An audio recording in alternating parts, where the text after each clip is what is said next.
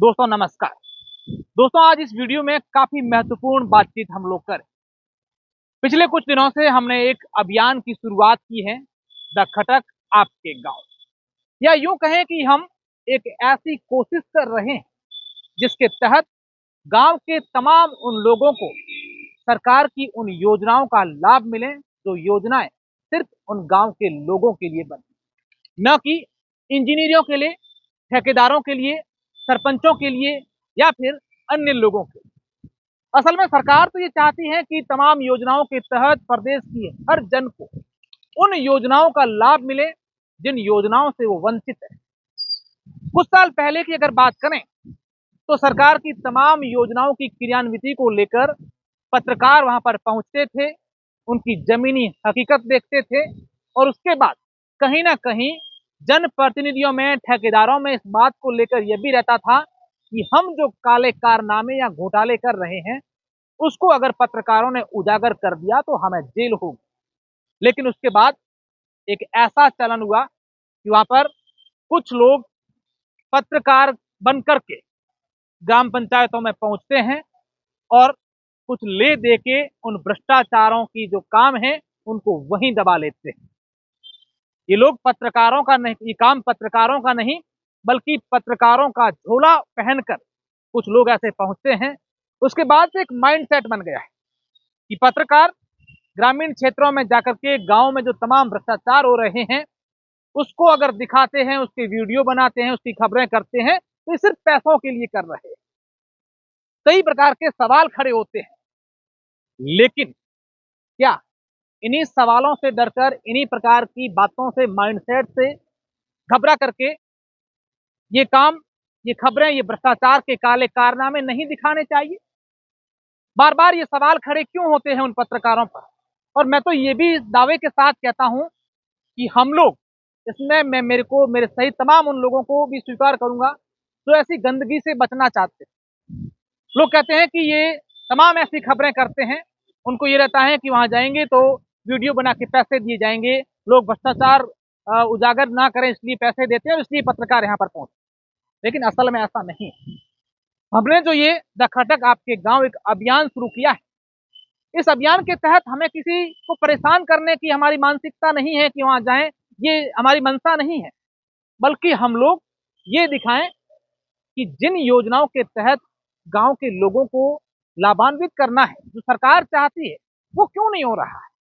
आप जरा सोचिए कि गांव के अंदर, मैं आपको एक एग्जांपल देता हूं, 3 लाख रुपए जिस काम के लिए सरकार देती है और उस काम के लिए अगर 30,000 रुपए भी खर्च नहीं होते हैं तो क्या ये नहीं दिखाना चाहिए? क्या ये भ्रष्टाचार की श्रेणी में नहीं आता है? अगर आता है तो फिर ये सवाल खड़े क्यों होते हैं? ये कुछ लोग जो, जिनको डर है कि हमारे भ्रष्टाचार को उजागर कर देंगे, वो इस प्रकार की बात फैलाते हैं कि पत्रकार तो आते हैं, उनका काम है पैसे मांगना, पैसे लेना। कुछ दिन पहले हमने एक स्पा को लेकर अभियान चलाया। वो अभियान इसलिए चलाया था कि बाड़मेर शहर की तमाम बड़ी बड़ी स्कूलें, नामचीन स्कूलों के जो बच्चे हैं, छुट्टी होने के बाद जो 10वीं और 11वीं में पढ़ते हैं, वो वहां से निकलकर अपने घर वालों से मुंह छिपा करके नादानी में स्पा सेंटर में चले जाते हैं और वहां उनका भविष्य बर्बाद होता है स्पा सेंटर की आड़ में चल रही वेश्यावृत्ति के चलते। लेकिन सवाल ये खड़े करने थे कि हफ्ता नहीं मिल रहा, पैसे नहीं मिल रहे, तमाम प्रकार के सवाल। जरा एक बार जरा सोचिएगा कि आपका बच्चा अगर है वो इस गंदगी में फंस रहा है तो उसके बाद भी ये आप सवाल उठाएंगे कि खबरें तो इसलिए हो रही है कि उनको हफ्ता नहीं मिल रहा, ग्राम पंचायतों में इसलिए जा रहे हैं कि उनको पैसे मिलते हैं। दोस्तों कुछ चीजों को लेकर सोचना भी चाहिए। तमाम बातें एक बार अपने खुद पर लीजिएगा और सोचिएगा कि सब क्या चल रहा है।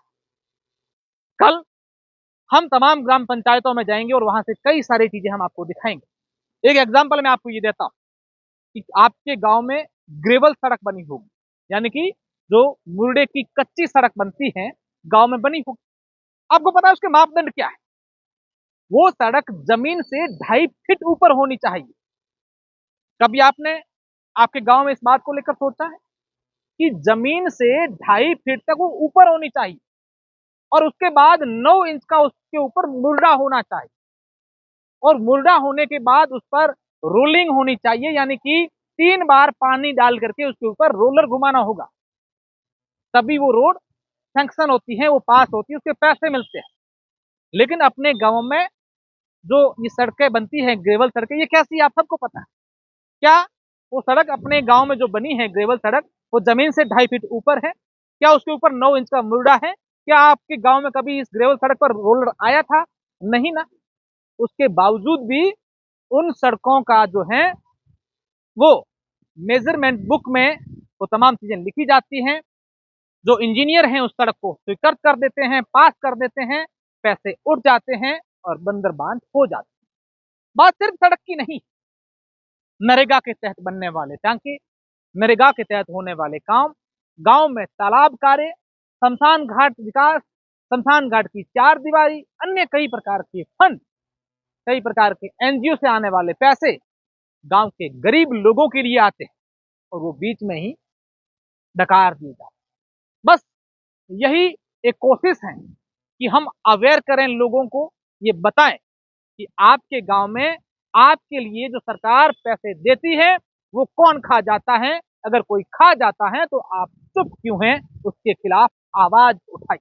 जब तक आप जागरूक नहीं होंगे तब तक ये चलता रहेगा और फिर हम ये सवाल खड़े करते हैं कि हमारे देश में तो भ्रष्टाचार बहुत है, सब लोग ये करते हैं वो करते हैं, हाँ सब लोग करते हैं, लेकिन आप इनको करवाते कौन?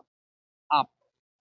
तो तैयार रहिएगा, कल हम भी हमारी टीम के साथ आ रहे हैं आपके गांवों में। धन्यवाद।